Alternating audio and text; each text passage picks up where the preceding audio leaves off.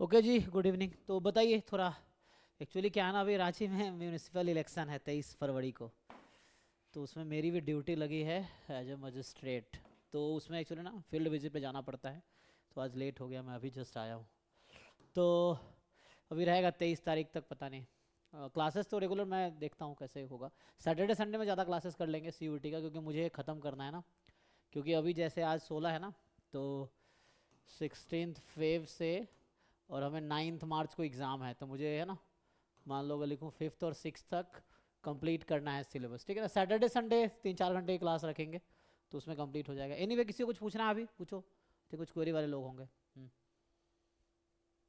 जिनके क्वेरीज है पूछो, कुछ पूछना है या आगे स्टार्ट करें।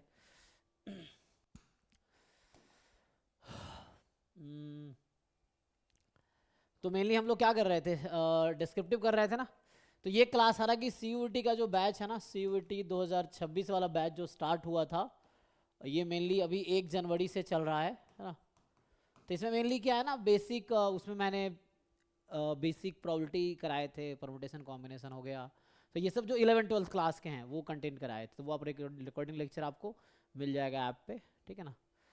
और जो उसके बाद जो परिमल सर कुछ बेसिक्स मैथ्स कराए थे वो चल रहा था, लेकिन अभी पूरा सिलेबस मैं करा दूंगा अभी, है ना। ये है। सो अभी के लिए कहाँ से स्टार्ट करें बताओ, तुम लोगों का क्या सजेशन है, कुछ है या उसको कंटिन्यू करें जहाँ चल रहे थे। पर जो नए जो जैम के अलावा टॉपिक्स हैं, डिजाइन और सैम्पलिंग, अ, बाकी एक मिनट एक मिनट। 26 सिलेबस। बाकी लोग यही है कि जो जैम का सिलेबस है, एटलीस्ट जैसे मैं पहले बताया था, मैं एक बार फिर से बता देता हूँ। तो जिनको जल्दी है यू कैन, है ना, कवर सिलेबस थ्रू, क्योंकि उतना फास्ट तो नहीं है ना। अभी तो फास्ट ही कराऊंगा, तो आराम से अगर सिलेबस कंप्लीट करना, आप रिकॉर्डेड लेक्चर देख के कंप्लीट करो। क्योंकि जितना टाइम है उसी में मुझे करना पड़ेगा, ठीक है ना। तो मुझे लगता है साइंस का अलग से देखना पड़ेगा ना, ये तो आर्ट्स का आ गया, ये तो यूजी का आ गया, हमें पीजी चाहिए,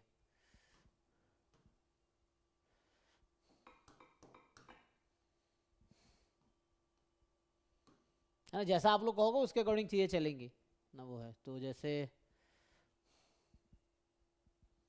पीजी है ना ये, हाँ साइंस।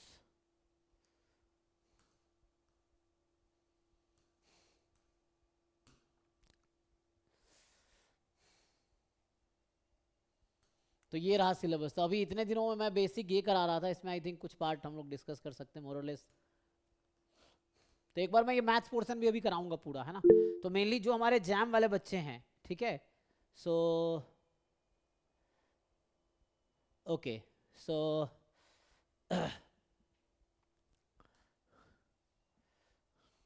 तो अभी हम लोग कहाँ पे थे। अभी इसको कंप्लीट कर देता हूँ जो हम पिछले बार करा था, वो पार्ट तो कंप्लीट करते हैं, है ना। फिर आगे देखते हैं अब इसके बाद क्या करेंगे।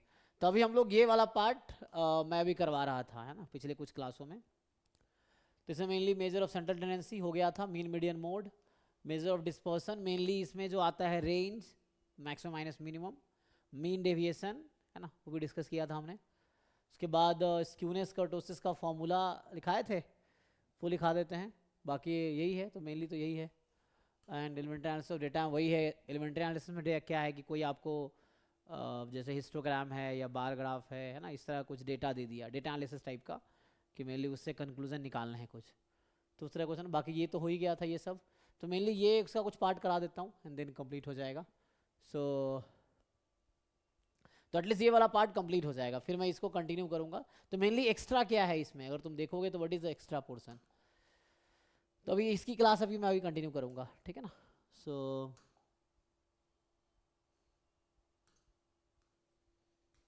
एक्स्ट्रा ये वाला पार्ट है ना, बस एक्स्ट्रा बस इतना ही है, sampling and design of experiment. Statistics में यही है ना, और कुछ एक्स्ट्रा है।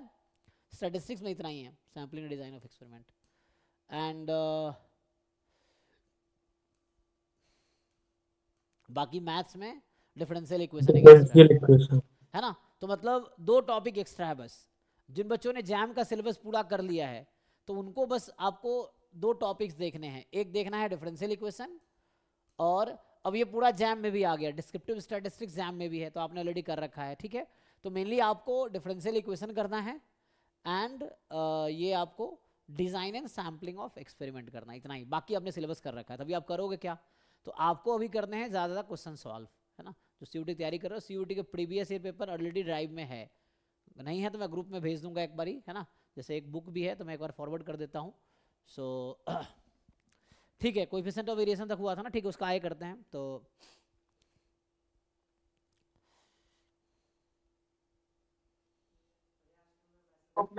सर यूनिट वाइज एमसीक्यू की कोई पीडीएफ है क्या? जी जी है, वो आपको ड्राइव का मैं लिंक भेजता हूँ, उसमें जाके आप एक्सप्लोर करो, बहुत सारे प्रॉब्लम सीट है ऑलरेडी। जिस व्हाट्सएप ग्रुप में आप हो ना, उसका डिस्क्रिप्शन में चेक करो, एक ड्राइव लिंक होगा, उसमें जाओ, बहुत सारे टॉपिक, हर टॉपिक का यूनिट वाइज है। मैं एक बार फिर से फॉरवर्ड कर देता हूँ आपके ग्रुप में, इसके अलावा बहुत सारे हैं।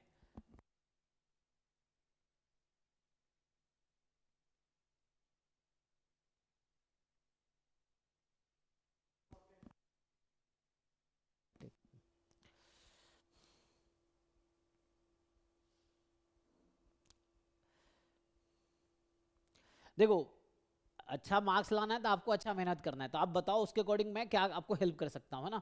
ये नहीं कि बैठे रहना है, क्योंकि आपके पास 1 महीने टाइम है, बस 1 महीने भी नहीं है अब, है ना। सो उसमें आपको मॉक टेस्ट का एक्सेस ऑलरेडी सबके पास होगा, जिन लोगों ने एटलीस्ट खरीदा है। सो मॉक टेस्ट का एक्सेस होगा, आप टेस्ट देते रहो, सीखो। डाउट अभी 11 से 12 डाउट क्लास लूँगा आज भी, जैसे जिस दिन नहीं होती आप उस दिन ग्रुप में टेक्स्ट करो, लिंक आ जाएगा। कई बार मैं इसलिए भी नहीं भेजता हूँ क्योंकि बच्चे इंटरेस्टेड नहीं होते हैं। तो आपको अगर डाउट है तो आप ग्रुप में टेक्स्ट करो कि सर डाउट क्लास होगी क्या आज। तो अगर आप पूछोगे तो डाउट क्लास हो ही जाएगी, मेनली मैं अवेलेबल रहता ही हूँ, अभी तो हूँ एटलीस्ट, है ना। ये है, जब कभी ट्रैवल कर रहा होता हूँ तो वैसे बता दूंगा, अदरवाइज डाउट क्लास डेली 11 से 12 होती है। लिंक नहीं आता है तो आप ग्रुप में टेक्स्ट करो तो लिंक आ जाएगा, ठीक है। सो तो मेनली क्या है, syllabus, previous year question, mock test और प्रॉब्लम सीट जितने सॉल्व करो उतना अच्छा है। जैसे कुछ बच्चा कह रहा था सर जैम के प्रॉब्लम सीट है, कोई दिक्कत नहीं है, जैम का लेवल सीयूटी से हाई है, तो जैम के क्वेश्चंस अगर तुमसे हो जाएंगे ना तो सीयूटी तुम्हारे लिए बहुत आसान होगा। ये चीज़ें हैं, तो ये समझ के नहीं करना चाहिए जैम का क्यों करना है, जो प्रॉब्लम सीट भी है स्टिल टॉपिक अगर कॉमन है तो आपके किसी भी टॉपिक में ना आपको एक सीखना है, चीज़ों को कॉन्सेप्ट सीखना है ना। तो उस तरह से है।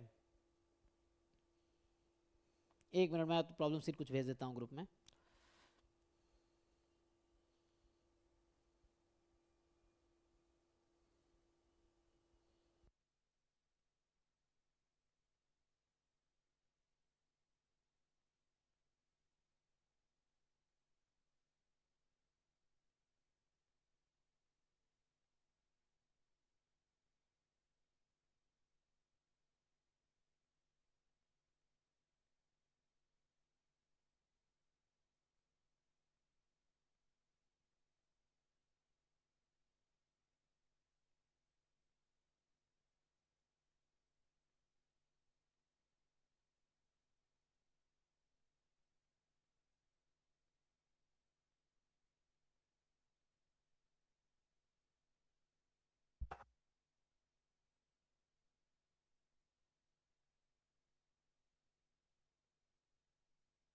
सर वॉइस नहीं आ रही।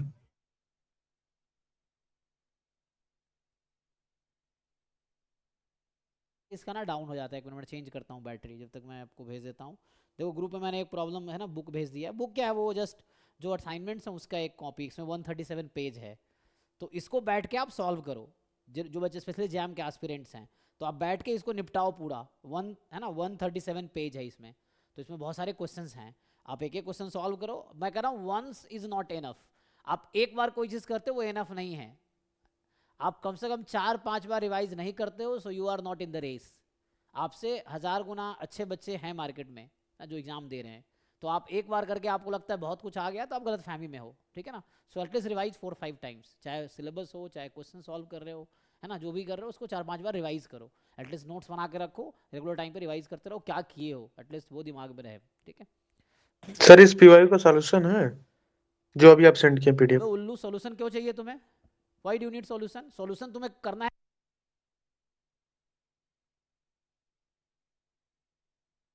सर आवाज नहीं आ रही।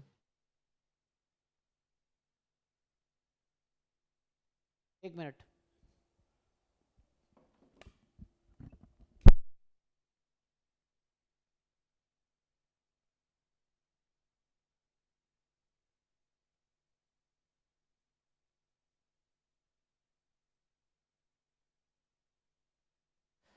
अरे भाई मैं पूछ रहा हूँ तुम्हें सॉल्यूशन क्यों चाहिए? रट्टा मारने के लिए?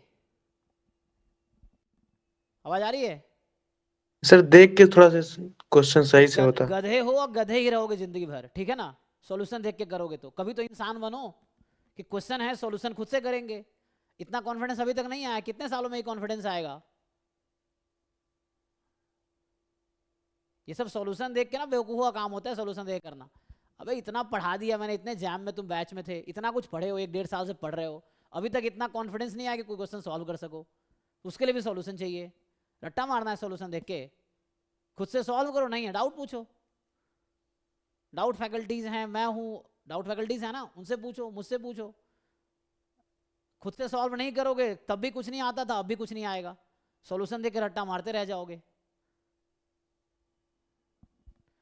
तुम्हारा काम है एक एक क्वेश्चन सॉल्व करना, करो। नहीं हो रहा सारे क्वेश्चन डाउट में पूछो। अगर मान लो प्रॉब्लम सीट में 1000 क्वेश्चन, तुम 1000 डाउट पूछो, लेकिन सॉल्व करके आओ। अब सबका सॉल्यूशन रिटर्न चाहिए। आंसर की है कि नहीं? इसमें आंसर की होगा ना, तो खुद सॉल्व करो, यस आंसर की सर है। मैच करो। अब इतने, एक तो इस लेवल लो लेवल के क्वेश्चंस हैं। सीयूटी का लेवल जैम में कंपटीशन में कुछ नहीं है, मतलब हाफ से भी लो लेवल है समझ लो। इसमें सॉल्यूशन ही कहाँ नहीं रहा, तुम खुद बैठ के सॉल्व करो, डाउट पूछो, नहीं आ रहा है तो आंसर की ऑलरेडी है इसमें।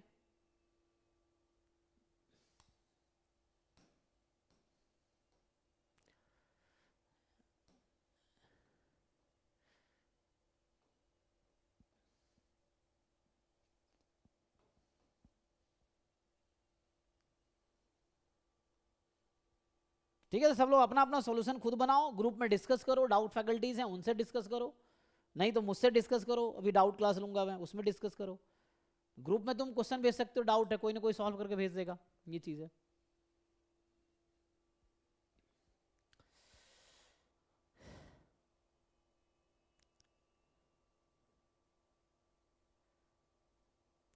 हाँ जी, जो जैम वाले बच्चे हैं, जो जैम के एकलव्या बैच में थे, उनको सीयूटी का ऑलरेडी एक्सेस होगा। नहीं है तो ज्योति मैम को टेक्स्ट करो, मैं बोल देता हूँ, तुम्हें आराम से सीयूटी का टेस्ट मिलेगा। जो एकलव्या बैच के बच्चे हैं जिनको सीयूटी का ऑलरेडी एक्सेस रहेगा, मॉक टेस्ट भी मिलेगा, ठीक है ना? तो ऑलरेडी ज्योति मैम है ना इसमें ग्रुप में, सो मैं इनको बोल देता हूँ।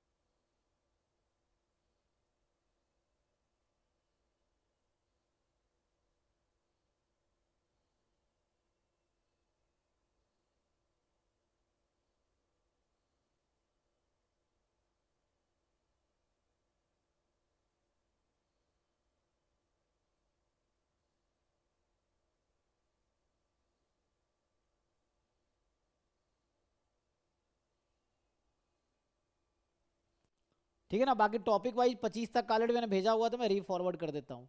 ऑलरेडी इस ग्रुप में मैंने भेज रखा था पहले, उसमें जो पुराने बच्चे होंगे उनको पता होगा, नए वालों को शायद नहीं पता होगा, तो मैं रीसेंड कर देता हूँ। भेजना सारे असाइनमेंट जी टॉपिक वाइज 25 तक का, उसको मर्ज कर देंगे तो एक बुक बना सकते हैं, उसको मर्ज करके।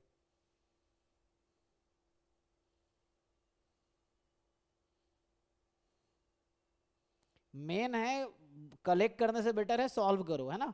एक प्रॉब्लम से उठाओ, उसको सॉल्व करो, दूसरा उठाओ सॉल्व करो, तीसरा उठाओ सॉल्व करो, डाउट है पूछो, तभी इंप्रूवमेंट आएगा तुम्हारे अंदर, तभी एग्जाम निकलेगा। सिर्फ है ना कलेक्ट करने से, ग्रुप ज्वाइन करने से, वीडियो क्लास करने से फ़ायदा तब तक नहीं होगा जब तक खुद से एफर्ट्स नहीं करोगे। चाहे कोचिंग ज्वाइन करो ना करो उससे कोई फ़र्क नहीं पड़ेगा। मैं खुद मेहनत नहीं करोगे कहीं के नहीं रहोगे, खुद मेहनत करोगे तो बिना कोचिंग का भी अच्छा रैंक आ जाएगा। ठीक है जी। तो अरे भाई रोहित कितने बार बताऊंगा, कल तो सब क्यों नहीं पूछे? कल जब सेशन चल रहा था मैंने पहले भी बता रखा है कि जो जैम के बच्चे जिन्होंने 10,000 ज़्यादा फीस पे की है उसको जैम, CUET, ISI, CMI सबका एक्सेस मिलेगा। कितनी बार पूछोगे एक ही चीज़? कल तो तुम 40-50 सवाल पूछे थे तब भी क्लियर नहीं हुआ अभी तक। मैं कितनी बार रिपीट किया ना चीज़ें कि जो एकलव्य बैच के बच्चे जिन्होंने 10,000 ज़्यादा फीस पे किए होंगे पिछले बार, तो जैम बैच के साथ साथ एकलव्य बैच में जैम, CUET, ISI, CMI सारा रहेगा। अब एक टाइम पे एक चीज़ फोकस करो ना, पहले जैम हुआ है, जैम के बाद ISI, उस पर CUET फोकस करो, CUET के बाद अपना ISI या CMI में चूज करना कोई। तो एक साथ 50 बैच की तैयारी करनी है क्या तुम्हें? 1 बाय 1 करोगे ना कोई भी चीज़ें एक टाइम पे। तो पहले जैम की तैयारी की है, जैम एग्जाम हो गया, अगला एग्जाम CUET का उसकी कर लो मार्च में, उसके बाद मई में एग्जाम है ISI और CMI का। तो आराम से मार्च अप्रैल मई 2-2.5 महीने जो भी बचेंगे उसमें तुम तैयारी करना ISI CMI का। तो एक साथ सब कुछ करना है, ना घर के रहना है ना घाट के रहना है, ये चीज़ है।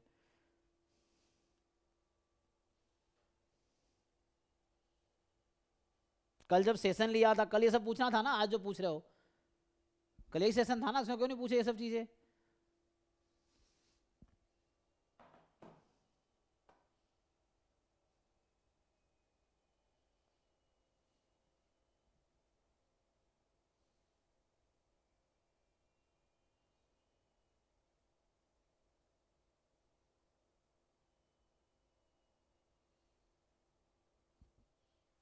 अब जो भी क्वेरी है 11 बजे ज्वाइन करके पूछना डाउट क्लास। अभी आगे कंटिन्यू करते हैं।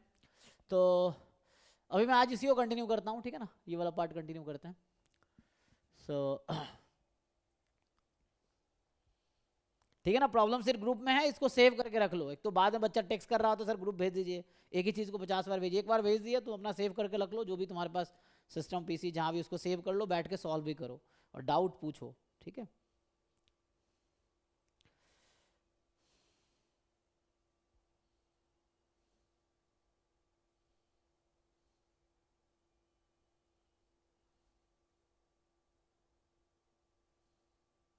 मैं डाउट फैकल्टीज को भी ऐड कर दूंगा, इसमें ऑलरेडी होंगे, या मैं ऐड कर दूंगा तब उनसे भी डाउट पूछ सकते हो, ठीक है।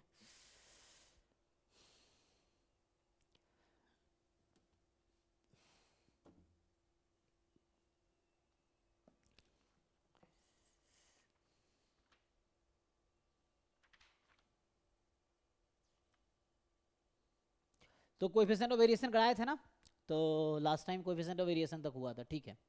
उसके आगे देखते हैं।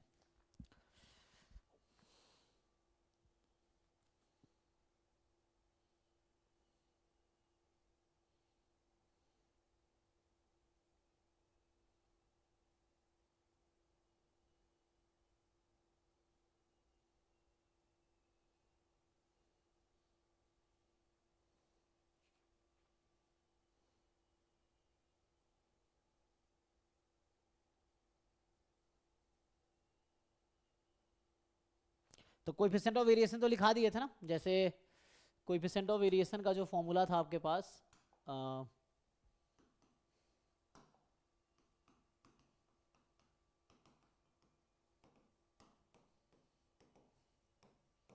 ये क्या था, sigma standard deviation upon x bar into 100।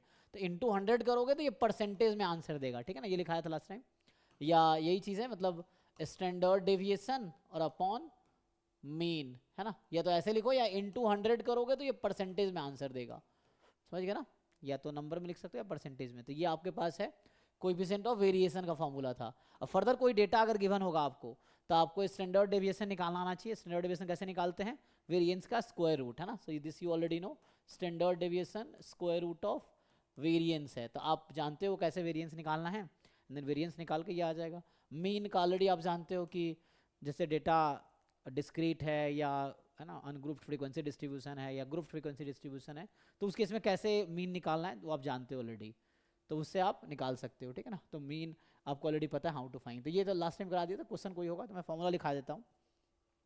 तो ये कोएफिशिएंट ऑफ वेरिएशन है ना। ऐसे ही आपके पास नेक्स्ट आता है coefficient of dispersion. So so different measure के अकॉर्डिंग है ना।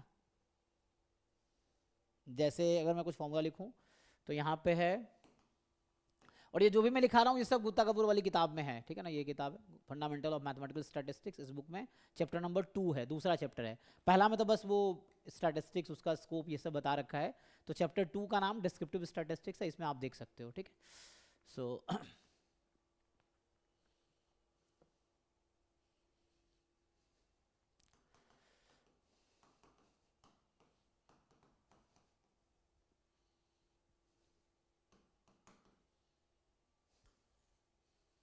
तो इसका मेनली जो कोएफिशिएंट ऑफ डिस्पर्सन है वो डिफरेंट मेजर के अकॉर्डिंग उसका फॉर्मूला है। सो ठीक है ना।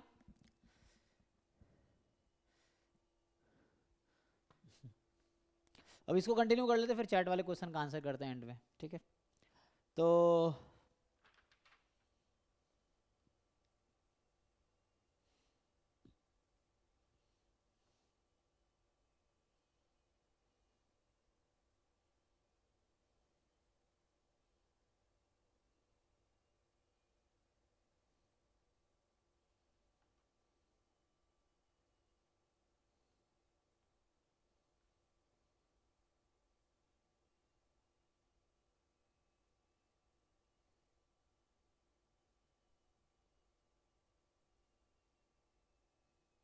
ओके तो मेनली हालांकि जो कोएफिशिएंट ऑफ वेरिएशन है वो भी काइंड ऑफ एक one kind of coefficient of dispersion ही है, based on standard deviation.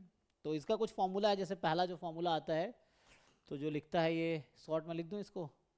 So coefficient of dispersion CD लिख लो, चलो, है ना। CD मतलब कोएफिशिएंट ऑफ डिस्पर्सन। तो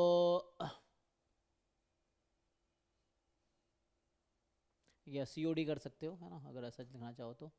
कोएफिशिएंट ऑफ डिस्पर्सन जो है तो इसमें डिफरेंट मेजर के अकॉर्डिंग है। जैसे coefficient of dispersion based upon range. तो इसका जो फॉर्मूला है मेनली जो लिखा गया है इसमें मेनली है A minus B upon A plus B. अब क्वेश्चन है इसमें A क्या है B क्या है, तो जहाँ पे A जो है A क्या है एंड B क्या है, सो A होगा मैक्सिमम, B होगा मिनिमम, ठीक है ना। सो A is the greatest and so A is largest observation, ऐसा समझो।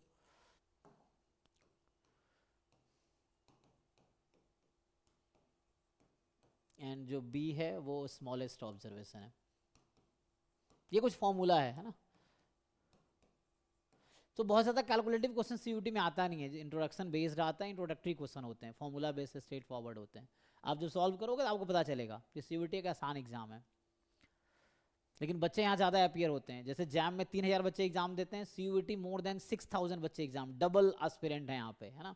ये पिछले 2024 को मुझे याद आ रहा है, अराउंड जैम 3000 बच्चे अप्रॉक्स देते हैं और CUT अराउंड 6000 प्लस 6500 उस टाइम था।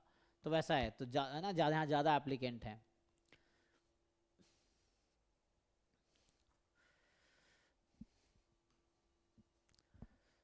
तो आसान सबके लिए है ना, उसी में जो बेस्ट परफॉर्म करेगा उसके बेस्ट मार्क्स आएंगे, वैसा है।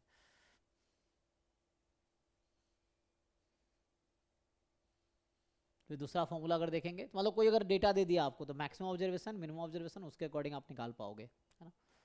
Then coefficient of dispersion based on quartile deviation, है ना, based upon quartile deviation. So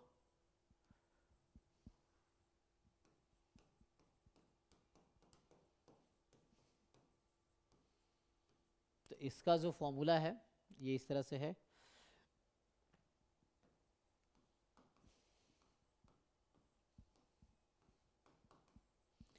तो Q3 मतलब पता है ना, थर्ड क्वार्टाइल, Q1 मतलब फर्स्ट क्वार्टाइल, है ना। So Q3 minus Q1 upon Q3 plus Q1। So where जो Q3 आपका वो थर्ड क्वार्टाइल है एंड जो Q1 है वो फर्स्ट क्वार्टाइल है,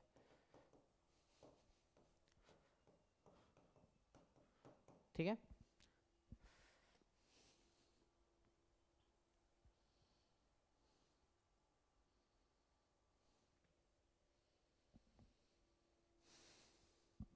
ठीक है जी।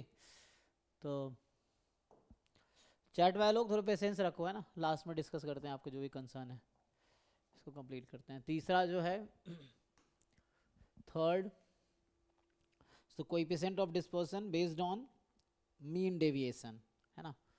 सो कोएफिशिएंट ऑफ डिस्पर्सन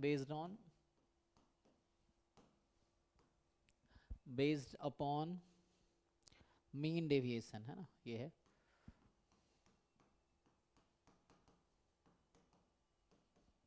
तो जो इसका फॉर्मूला है आपके पास, mean deviation upon average from which it is calculated.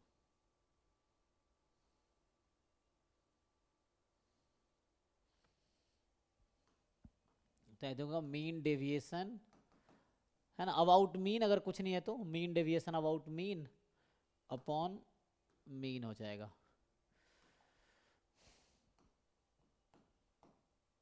Mean deviation about mean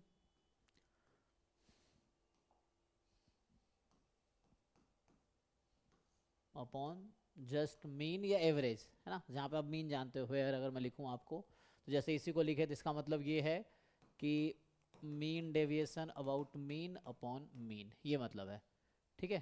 so ऐसा कर दे, तो इसका जो फॉर्मूला ये है,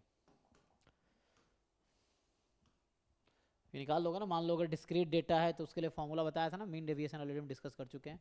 जो बच्चे अभी ज्वाइन किए तो आप रिकॉर्डेड लेक्चर देख सकते हो, ठीक है। ना मिले तो ग्रुप में टेक्स्ट करो, आपको पता चल जाएगा कहाँ पे मिलेगा, नहीं तो ऐड कर देंगे।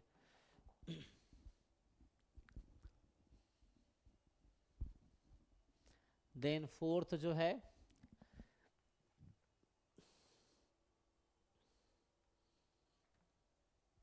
ये बोल रहा है coefficient of dispersion based upon mean deviation, नहीं मीन डेविएशन हो गया ना, standard deviation. So standard deviation, तो ये जो आपके पास है,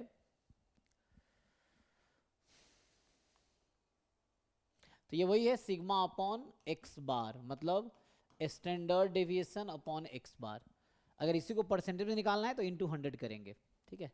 so coefficient of dispersion based on standard deviation, तो ये वही आ गया, कोएफिशिएंट ऑफ जो यहाँ वेरिएशन था वही आ गया ना, ये वाला। तो इसको आप सिंपल ऐसा भी लिख सकते हैं, तो ये सिग्मा अपॉन एक्स बार भी लिख सकते हो, कोई दिक्कत नहीं है। ये स्टैंडर्ड डेविएशन अपॉन मीन है, ठीक है, ऐसा लिख सकते हो सिंपल। परसेंटेज में चाहिए इसलिए 100 से मल्टीप्लाई किया, अदरवाइज ठीक है।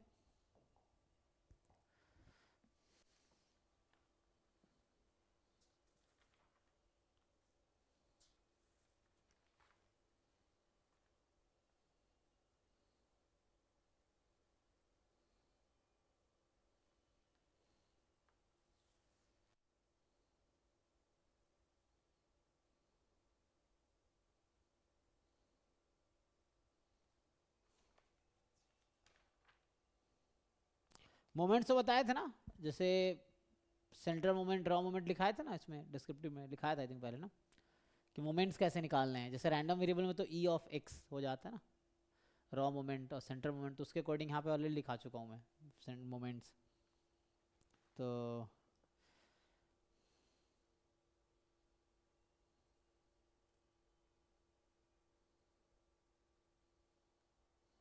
अगर आप रिपीट करूँ मैं, जैसे मोमेंट्स जो था, तो जैसे मान लो कोई डिस्क्रीट डेटा के लिए अगर हम बात करें, सो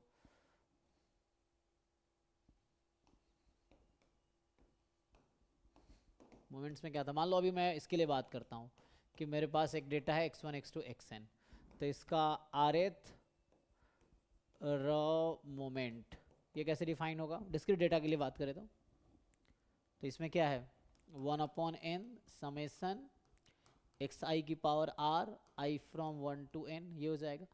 rth सेंट्रल मोमेंट क्या होगा,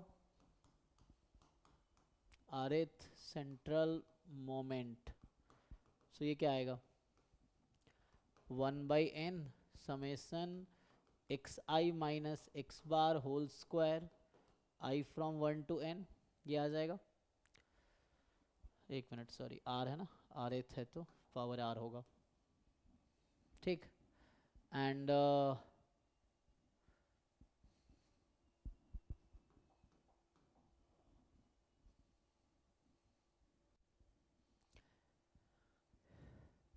तो इसका नोटेशन जनरली, इसका क्या नोटेशन लिखते हैं, म्यू आर डैश, और इसका म्यू आर। तो इस बुक में क्या नोटेशन यूज़ किया है, तो इस बुक में ये नोटेशन है म्यू आर मतलब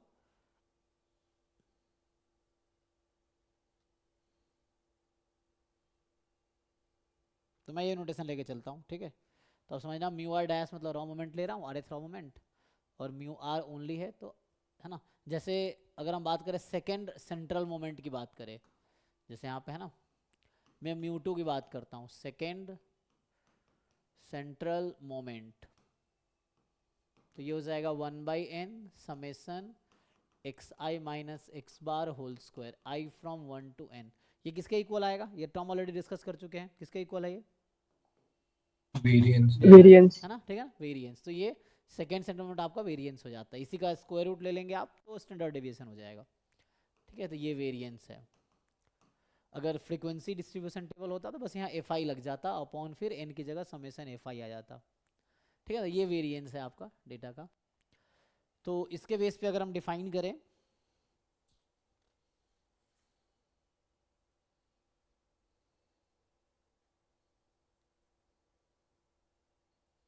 इसका नोटेशन थोड़ा अलग हो सकता है, ठीक है ना, क्योंकि ये पॉइंट ए के अबाउट डिफाइन कर रहा है यहाँ पे, है ना, इसका थोड़ा अलग हो सकता है।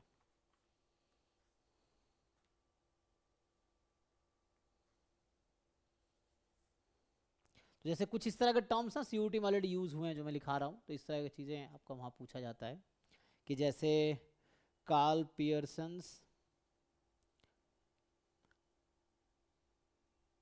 बीटा कोएफिशिएंट, है ना, इसका फार्मूला क्या है, गामा कोएफिशिएंट का फार्मूला क्या है, जैसे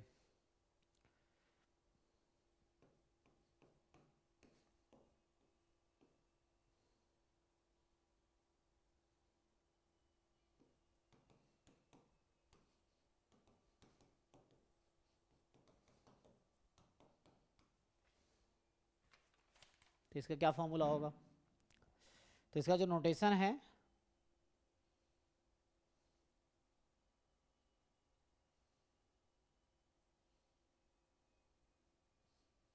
तो कार्ल पियर्सन्स फर्स्ट बीटा, है ना, बीटा 1 बीटा 2 इस तरह से डिफाइन कर रखा है, Karl Pearson's beta and gamma coefficient. तो बीटा में दो टाइप का है, बीटा 1 बीटा 2, और गामा में दो टाइप का है, gamma 1 gamma 2।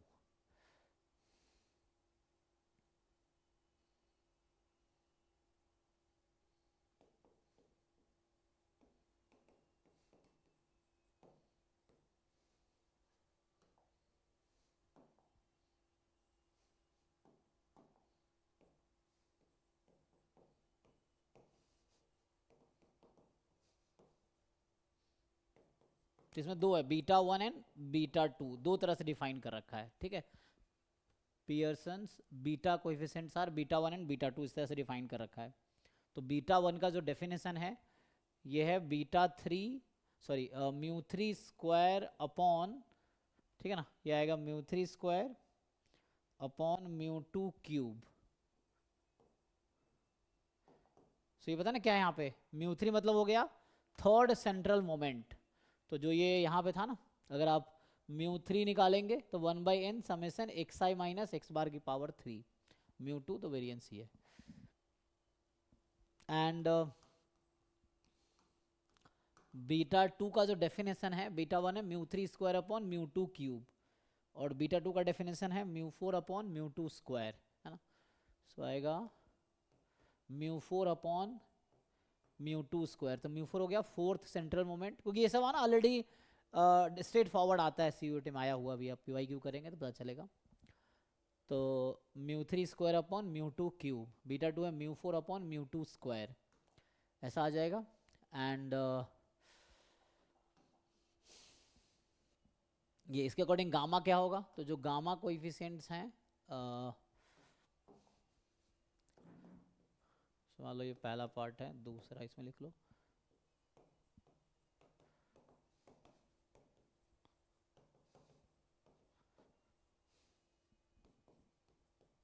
Gamma 1 and gamma 2। So gamma 1 का फॉर्मूला क्या है, बीटा 1 के टर्म में आएगा, है ना। So gamma 1 is square root of beta 1।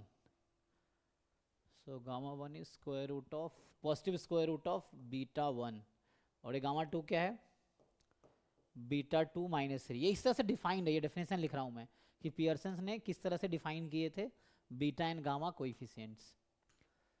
So beta 1 जो है mu 3 square upon mu 2 cube, and beta 2 है mu 4 upon mu 2 square. Then accordingly gamma 1 है रूट बीटा 1 एंड गामा 2 है बीटा 2 माइनस 3। तो इसके लिए पहले आपको मतलब कोई डेटा दिया हुआ, तो पहले आपको निकालना होगा mu 2 mu 3 mu 4 beta value निकालने के लिए, एंड देन गामा निकालना, तो उसके अकॉर्डिंग फिर गामा निकलेगा। तो गामा के लिए पहले आपको बीटा निकालना पड़ेगा, ठीक है।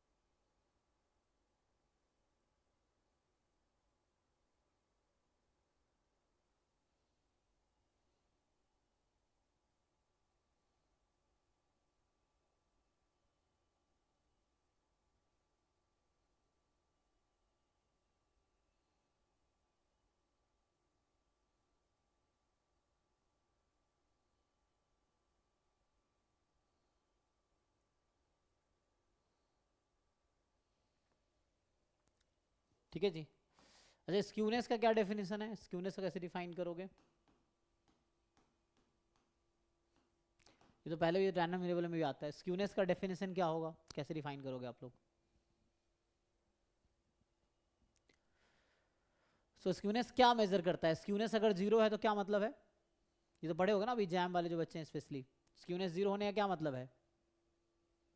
सिमेट्रिक। सिमेट्रिक है, हाँ, है ना। सो data is symmetric actually.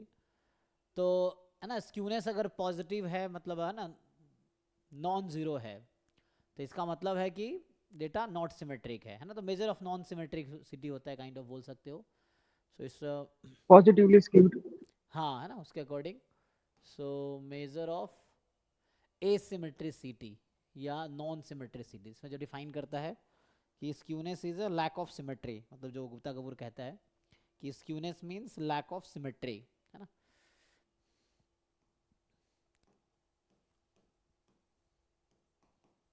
Asymmetry समझ आता ना, एसिमेट्रिक मतलब नॉट सिमेट्रिक, है ना। सो मेजर ऑफ एसिमेट्री मतलब अगर स्क्यूनेस जीरो है मतलब एसिमेट्री जीरो है मतलब सिमेट्रिक है। जितने ज़्यादा स्क्यूनेस होगी उतना ज़्यादा नॉट सिमेट्रिक डेटा होगा, नॉट सिमेट्रिक, ठीक है ना। स्क्यूनेस जीरो मतलब सिमेट्रिक है, पॉजिटिव है या है ना नेगेटिव उस तरह से आता है तो लैक ऑफ सिमेट्री है ना, या that is measure of lack of symmetricity, ऐसा कह सकते हो कि ये इसको देख रहा है, ये मेजर ऑफ एसिमेट्री कि कितनी एसिमेट्रिक डेटा है उसके अकॉर्डिंग।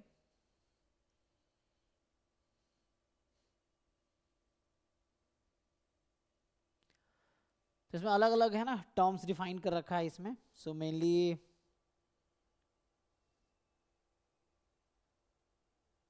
तो स्क्यूड डेटा क्या होता है ना, स्क्यूनेस में स्क्यूड मतलब क्या हो गया, जो नॉट सिमेट्रिक है, ये ना। स्क्यूड डेटा मतलब क्या हो गया, जो नॉट सिमेट्रिक डेटा, उसको स्क्यूड डेटा बोलेंगे, स्क्यूनेस, है ना। सो जैसे डेफिनेशन अगर आप देखोगे स्क्यूड डेटा का डेफिनेशन क्या है, यहाँ लिख रखा ना कि your distribution is said to be skewed, मतलब वही है which is not symmetric.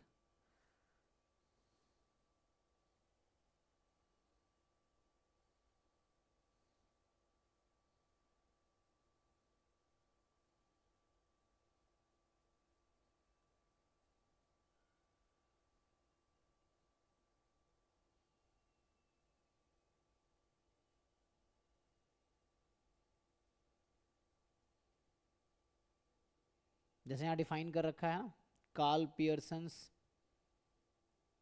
Skewness, coefficient of skewness, जैसा कुछ फॉर्मूला है, जैसे अब इन्होंने जिस तरह से डिफाइन किया है, कार्ल पियर्सन्स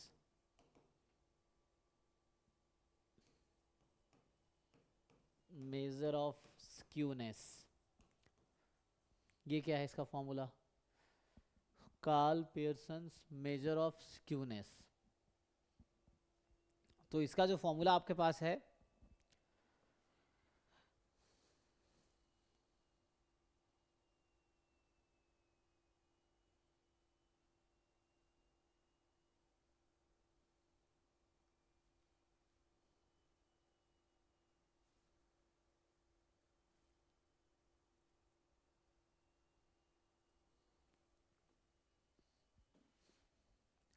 तो स्क्यूनेस है ना, स्क्यूनेस को इसके से डिफाइन करते हैं, स्क्यूनेस तो ये क्या है, m minus am not upon sigma. ये m क्या है, m नॉट क्या है, सिग्मा क्या है, ये डिफाइन करना पड़ेगा।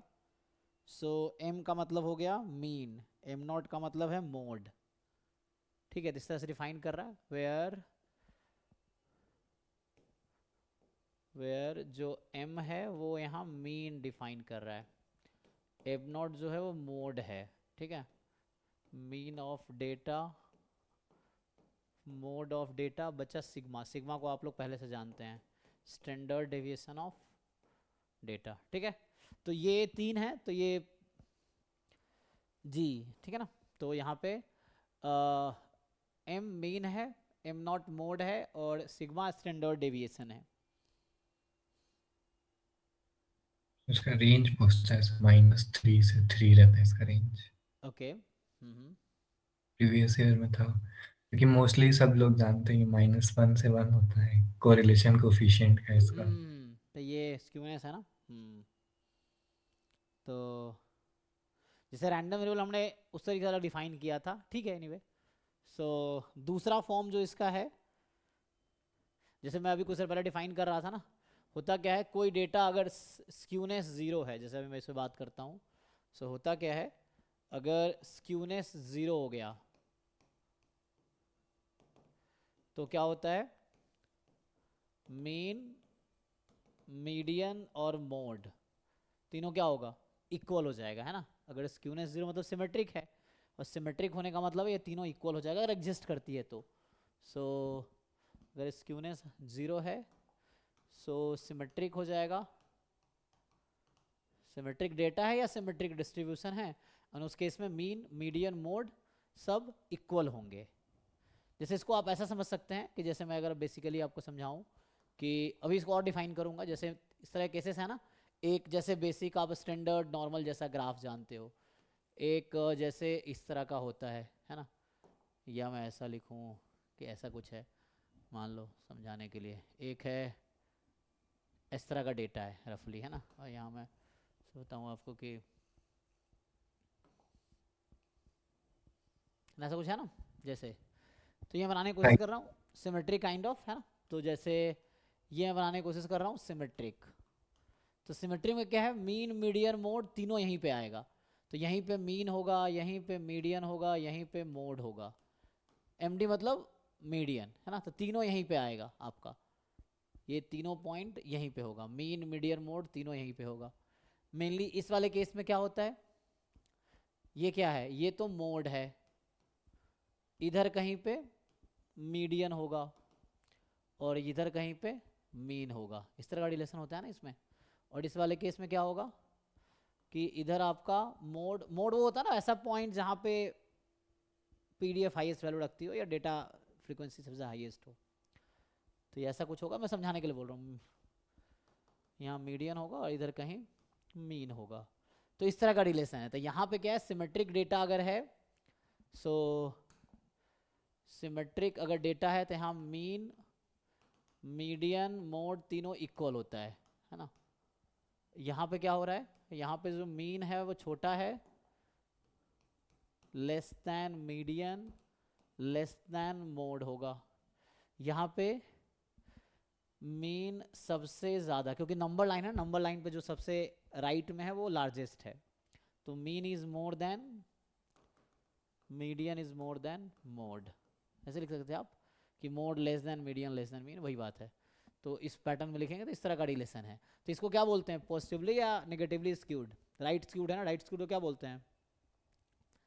तो इसको देखते हैं राइट स्क्यूड, या सॉरी ये स्क्यूड मतलब स्क्यूड तो ये होता है, ये लेफ्ट स्क्यूड होगा, है ना? क्या लिखोगे ऐसा, एंड ये राइट स्क्यूड है।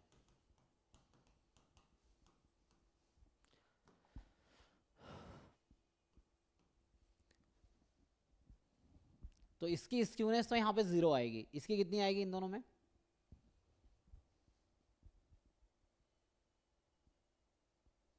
सो लेफ्ट स्क्यूड मतलब क्या, नेगेटिवली स्क्यूड, इसका स्क्यूनेस नेगेटिव आएगा, चेक करो, लेस देन 0 आएगा, उसका ग्रेटर देन है ना? 0 आएगा positively और skewed। यहाँ पॉजिटिवली स्क्यूड होगा, मतलब यहाँ स्क्यूनेस पॉजिटिव आएगी, यहाँ नेगेटिव आएगी, यहाँ 0 आएगी, कहने का मतलब ये है ना। सो यहाँ पे स्क्यूनेस आपका 0 होगा। तो जो सिमेट्रिक डेटा उसमें स्क्यूनेस, मैं यहाँ सिमेट्रिक बनाने की कोशिश है ना, हो सकता है आपको लग रहा हो सिमेट्रिक नहीं है, वो बस समझाने के लिए, तो हालांकि मैं सिमेट्रिक बनाने की कोशिश कर रहा हूँ। तो ये सिमेट्रिक है, ये स्क्यूड है, तो इसको बोलेंगे नेगेटिवली स्क्यूड है, ये पॉजिटिवली स्क्यूड है, या राइट स्क्यूड ही बोलते हैं। तो इसमें इस तरह का रिलेशन है, इस तरह का, ठीक है? तो इसमें किसी को डाउट है?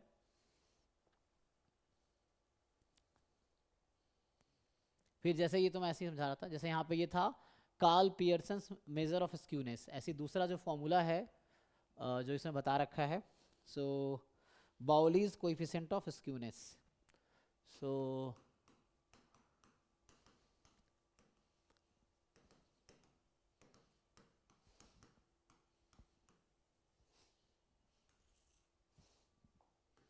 ठीक है, तो इसका क्या फॉर्मूला है? एस के मतलब स्क्यूनेस को हम एस के लिख रहे हैं। सो इसका जो फॉर्मूला आपको दे रखा है Q3 plus Q1 minus 2MD। सो इसे लिख लो Q3 Q1 प्लस Q3, ये बेटर है Q3 प्लस Q1 ही लिखो, Q3 plus Q1 minus 2 time MD। ये मीडियन है, मीडियन एक्चुअली ये है Q2, आपको पता ना सेकेंड क्वार्टाइल इज मीडियन, तो आप Q2 भी लिख सकते हैं, and upon Q3 minus Q1, ठीक है? सो ये होगा Q3 माइनस Q1, ऐसा है। सो सेकेंड क्वार्टाइल जो कि मीडियन है, तो आप इसको मीडियन में लिखोगे तब भी ओके है, सेकेंड क्वार्टाइल इज मीडियन। तो ये फॉर्मूला है।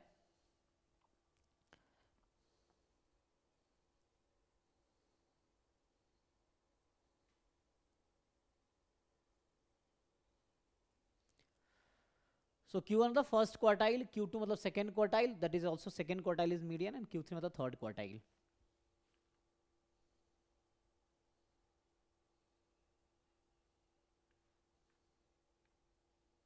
देन जो तीसरा फॉर्मूला है इसमें वो है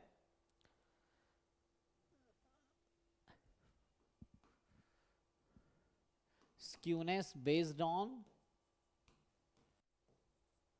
moments.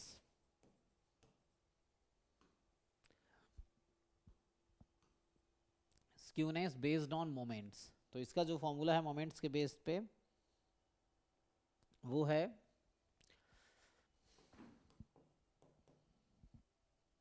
Skewness based on moments,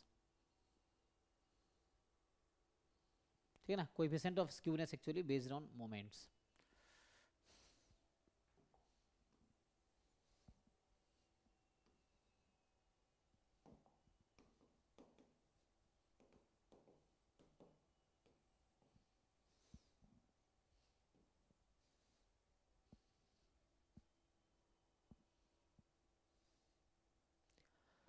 तो इसका जो फॉर्मूला है आपके पास that is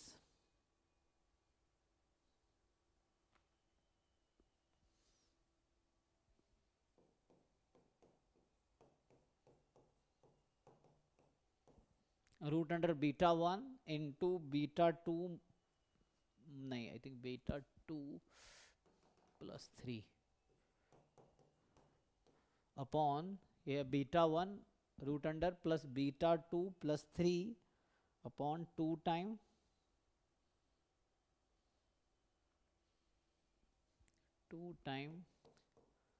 5 beta 1 minus 6 beta 2 minus 9, ऐसा कुछ 5 बीटा 1 नहीं 5 बीटा 2 माइनस 6 बीटा 1, एक मिनट। सो 5 बीटा 2, ठीक है ना, पर क्रॉस चेक कर लेता हूँ, यही है root under beta 1 upon into beta 2 plus 3 upon 2 time बाहर, फिर ब्रैकेट में 5 बीटा 2 माइनस 6 बीटा 1 माइनस 9, ठीक है ना। तो ये जो था, ये बीटा क्या है, तो बीटा हमने वहाँ डिफाइन किया था, ये जो पियर्सन है ना, यहाँ पे अगर लिखोगे where Q1 Q2 Q3 are first second and third quartile respectively, ठीक, यहाँ पे होगा where beta 1 and beta 2 are Pearson's beta coefficient, Pearson's beta coefficients, ये हमने पहले डिफाइन किया है। तो ये यहाँ पे हमने पियर्सन्स बीटा कोएफिशिएंट डिफाइन किया था। सो बीटा आपको निकालना पड़ेगा बेस्ड ऑन सेंट्रल मोमेंट्स, है ना, उसके पहले सेंट्रल मोमेंट्स निकलेगा, फिर बीटा की वैल्यू निकलेगी, फिर बीटा वैल्यू के हेल्प से आप यहाँ से कोएफिशिएंट ऑफ स्क्यूनेस निकाल सकते हो बेस्ड ऑन मोमेंट्स, क्योंकि बीटा 1 बीटा 2 मोमेंट्स पर डिपेंड कर रहा है, इसीलिए। तो ये सब फॉर्मूला है मेनली, जैसे डायरेक्ट फॉर्मूला आ जाएगा ऑप्शन में, या कुछ छोटा सा डेटा दे देगा जिसको आपको कैलकुलेट करना पड़ेगा।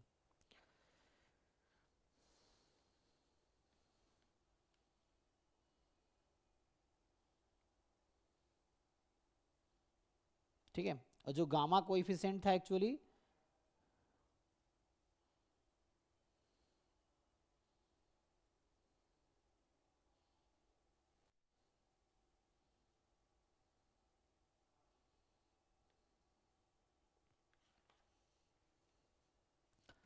कर्टोसिस का क्या डेफिनेशन है, जो आपके पास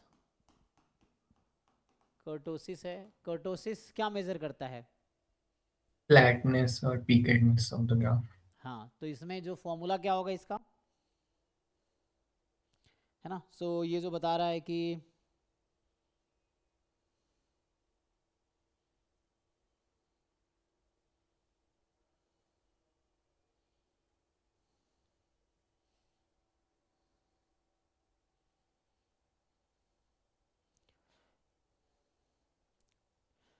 जो कर्टोसिस है it's a convexity of the frequency curve or the kurtosis enable us to idea about the flatness और peakness, है ना।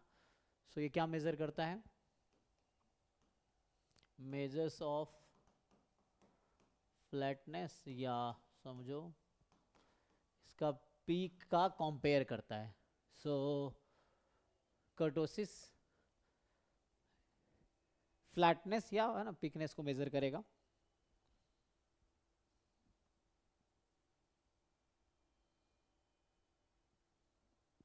तो ये जो डिफाइंड है, एक तो कर्टोसिस का जो बेसिक डेफिनेशन है,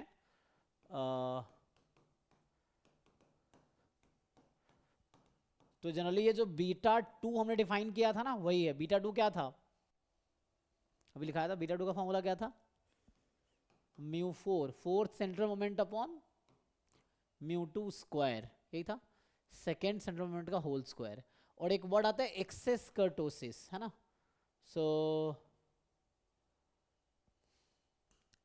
जो यहाँ पे एक्सेस कर्टोसिस ये आएगा ना, तो एक तो बीटा 2 है और एक गामा 2 था, बीटा 2 माइनस, एक मिनट से मुझे फोन चार्ज करना था,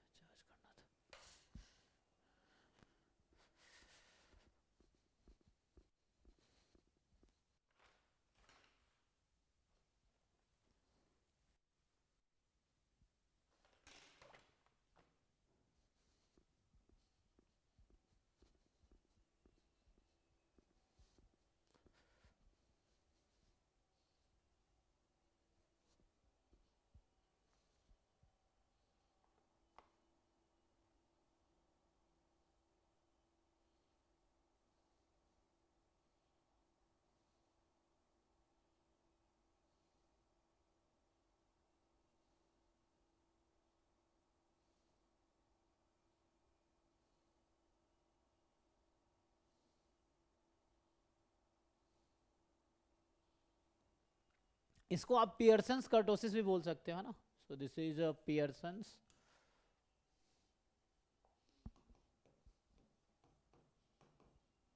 कर्टोसिस या मेजर ऑफ कर्टोसिस.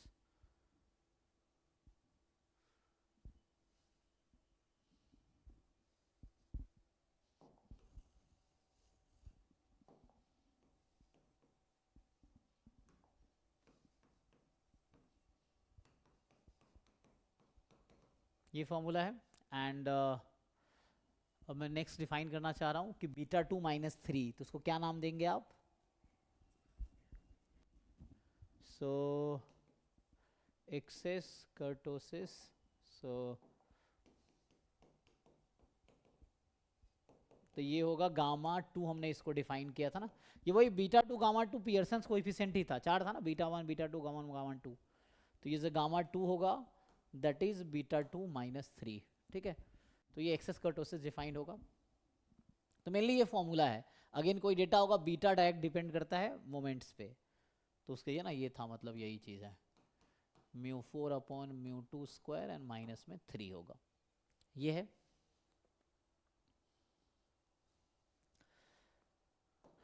अब इसमें फर्दर डेफिनेशन है. जैसे अगर मैं लिखूं कि मेनली बीटा 2 के रेस्पेक्ट में डेफिनेशन है ना.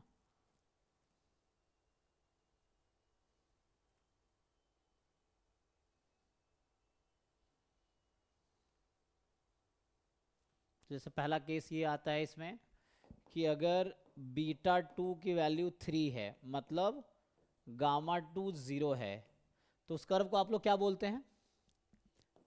मीजो है ना. बीटा 2 मोर देन 3 है, तो मतलब गामा 2 पॉजिटिव है, राइट. एंड तीसरा केस है बीटा 2 लेस देन 3 है, मतलब गामा 2 नेगेटिव है. Is it? ठीक. सो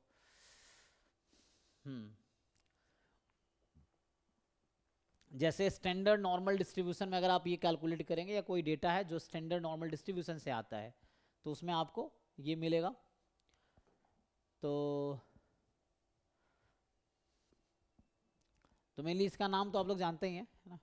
सो मेनली जो आएगा, सो मेसोकर्टिक, है ना.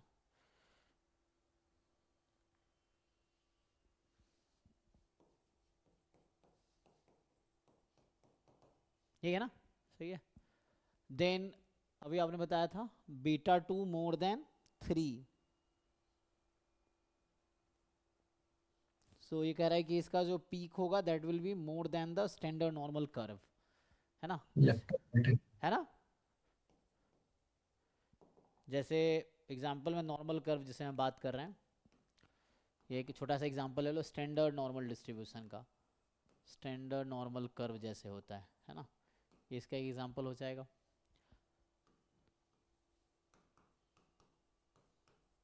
तो this will have peak more than the normal curve या स्टैंडर्ड नॉर्मल कर्व. एंड तीसरा केस जो है लेस देन है. सो क्या प्लेटिकर्टिक. सो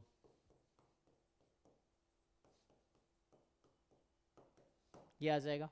ठीक है. So the peak will be less than the standard normal curve या नॉर्मल कर्व. ठीक है.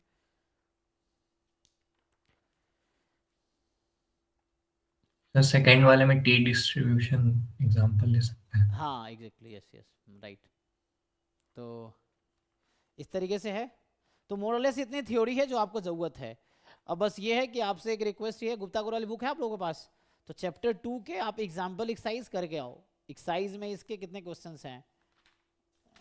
एक्सरसाइज में ऐसे तो एक क्वेश्चन बहुत सारे पार्ट्स हैं, 16 क्वेश्चंस हैं एक्सरसाइज में, लेकिन 16 क्वेश्चन है, पार्ट्स बहुत है. एक एक क्वेश्चन के 10-10 15-15 पार्ट हैं. ठीक है. सो आप ये ट्राई करके आओ और डिस्कस करते हैं डाउट्स. एग्जाम्पल्स में 43 एग्जाम्पल्स हैं टोटल. मतलब चैप्टर 2 गुप्ता कपूर की जो बुक है फंडामेंटल ऑफ मैथमेटिकल स्टैटिस्टिक्स, इसमें चैप्टर 2 में 43 एग्जाम्पल्स हैं, एक्सरसाइज में 16 क्वेश्चंस हैं. तो हो सकता है सारे क्वेश्चन रेलिवेंट ना हो एग्जाम के, क्योंकि तो सब्जेक्टिव एग्जाम के अकॉर्डिंग किताब लिखी गई है. आपका ऑब्जेक्टिव, आपका इतना टाइम नहीं होगा. आपका एग्जाम कितने घंटे का होता है? 1.5 घंटे का ना. सो अराउंड 75 मिनट्स है आपके पास. एंड 90 कितने क्वेश्चन करने होते हैं? 75 क्वेश्चन करने होते हैं. ठीक है ना. यही है, 95 मिनट्स में 75 क्वेश्चन करने होते हैं. तो आपके पास बहुत ज़्यादा टाइम भी नहीं है, है ना. 1 से 1.5 मिनट अराउंड एक क्वेश्चन पे होगा, है ना, जो भी 1 से 1.5 मिनट का. तो उसके अकॉर्डिंग क्वेश्चन इतना लेंदी नहीं आएगा, क्वेश्चन 10-20 मिनट लगाया जाए। आपको 1-2 मिनट में हो रहा है स्टिल करो, वरना छोड़ दो, कोई बात नहीं, बाकी क्वेश्चन फोकस करो, तो उतना मुश्किल नहीं आएगा। इसमें तो बहुत सारे लेंदी क्वेश्चन भी है, स्टिल यू कैन ट्राई। तो अभी के लिए होमवर्क ये है आपका, जिन लोगों को करना हो। सो बाकी इसका प्रॉब्लम सीट भी भेजा हुआ है, तो उसको डिस्कस कर सकते हैं। कल हम डिस्कस करेंगे डिस्क्रिप्टिव स्टैटिस्टिक्स एंड प्रोबेबिलिटी वाला जो प्रॉब्लम सीट है, वो आप सॉल्व करके आइए, कल उसको हम डिस्कस करेंगे। अब डाउट होगा तो बेटर रहेगा वो पूछो, तो मैं डिस्कस करूँगा मेनली। तो एक तो होमवर्क है कि जो आपको प्रॉब्लम सीट दिया गया है, प्रॉब्लम सीट है ना, बुक भेजा गया, प्रॉब्लम सीट जो है ये जो PYQ CUET के नाम से है, इसमें डिस्क्रिप्टिव स्टैटिस्टिक्स एंड प्रोबेबिलिटी एक साथ है। एक तो ये वाला हो गया, एंड दूसरा जो है चैप्टर 2 जो है आपका ऑफ FMS बुक, ठीक है ना। ये जो FMS बुक है, फंडामेंटल ऑफ मैथमेटिकल स्टैटिस्टिक्स, उसमें टोटल 43 एग्जाम्पल्स हैं एंड 16 एक्सरसाइज के क्वेश्चंस हैं। ये ट्राई करके आओ, ठीक है। देन कल इसके डाउट डिस्कस करते हैं। तो कल मेनली इसका डाउट डिस्कशन होगा, तो इसका हम लोग कल डाउट्स डिस्कस करेंगे। बाकी प्रॉब्लम सीट ऑलरेडी ड्राइव में बहुत सारा है, DPP 1 से लेके 700 होगा, जैम वाला हालांकि होगा, लेकिन स्टिल यू कैन सॉल्व अगर आपको अच्छा क्वेश्चन चाहिए तो। और भी बहुत सारे प्रॉब्लम सीट है, ड्राइव की लिंक आपके व्हाट्सएप ग्रुप के डिस्क्रिप्शन में है। नहीं मिलता है आप ग्रुप में टेक्स्ट करो, कोई भेज देगा, तो मैं भेज दूंगा।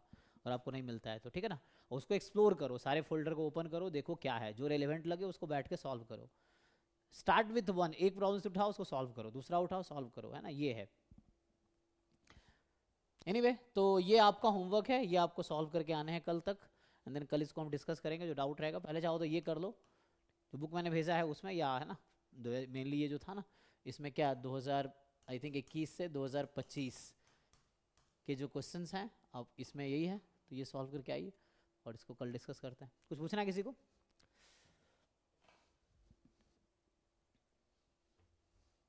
तो कल इसका डिस्कशन होगा। कल के बाद पहले मैं अभी मैंने ये वाला पार्ट मैंने डिस्कस किया है ना, इससे पहले जो क्लासेस चल रही थी उसमें हमने 11th-12th वाले पार्ट डिस्कस किए थे बेसिक, तो ये कराऊंगा। इसके बाद मैं सीधा से ये वाला पार्ट करा देता हूँ पहले, क्योंकि ये एक्स्ट्रा है ना, तो ये डिस्कस कर लेंगे। एंड देन उसके बाद मैं आऊँगा इस वाले टॉपिक पे, ठीक है, ये डिफरेंशियल इक्वेशन पे, ये पहले कराऊंगा 3rd में। उसके बाद देन विल कंटिन्यू, फिर इसके बाद रैंडम वेरिएबल ये वाला पार्ट कंटिन्यू करेंगे, क्योंकि कराना पूरा है मुझे, तो एक बार डिस्कस करेंगे। और ये वाला पार्ट भी मैं कराऊंगा, ठीक है। तो पहले ये करवा देता हूँ। सो अभी इसको आप लोग अपनी तरफ से कंप्लीट करो, जो भी थ्योरी में डाउट हो, कॉन्सेप्ट में डाउट हो, क्वेश्चंस आप कहीं से भी प्रैक्टिस कर सकते हो, उसमें जो डाउट हो तो आप डिस्कस करो। कल इसकी डाउट हम लोग कल क्लास में यही डिस्कस करेंगे, ठीक है जी। तो अगर कोई क्वेरी नहीं, स्टॉप करते हैं फिर। अच्छा, चैट में कुछ क्वेरीज था, उसको देख लेते हैं। क्या है जी? सो मैथ्स के लिए कौन सा बुक प्रैक्टिस करे? बहुत सारी किताबें हैं, अब किस टॉपिक का करना है उस पर डिपेंड करता है ना। तो सीक्वेंस सीरीज के लिए SK मापा या मलिक अरोड़ा की बुक देख लो। डिफरेंशियल कैलकुलस के लिए अगेन SK मापा की बुक आती है कैलकुलस की, आई थिंक, नहीं तो शांति नारायण की बुक है, या कोई भी। मलिक अरोड़ा में दोनों मिल जाएगा। मलिक अरोड़ा में आई थिंक 1, 2, 3 तीनों मिल जाएगा। मलिक एंड अरोड़ा का mathematical analysis bye Malik and Arora, है ना, तो ये तीनों टॉपिक इसमें हो जाए, उससे कर लो। मैट्रिसेस के लिए आप AR वशिष्ठ की बुक आती है लीनियर अलजेब्रा की, वो कर सकते हो। क्या है, कृष्णा पब्लिकेशन की है, नहीं तो सॉम सीरीज की बुक आती है, वो कर लो, ठीक है। तो बेटर है AR वशिष्ठ वाली कृष्णा सीरीज की बुक आती है, उसको बैठ के ये कर लो, हो गया मैथ्स पोर्सन।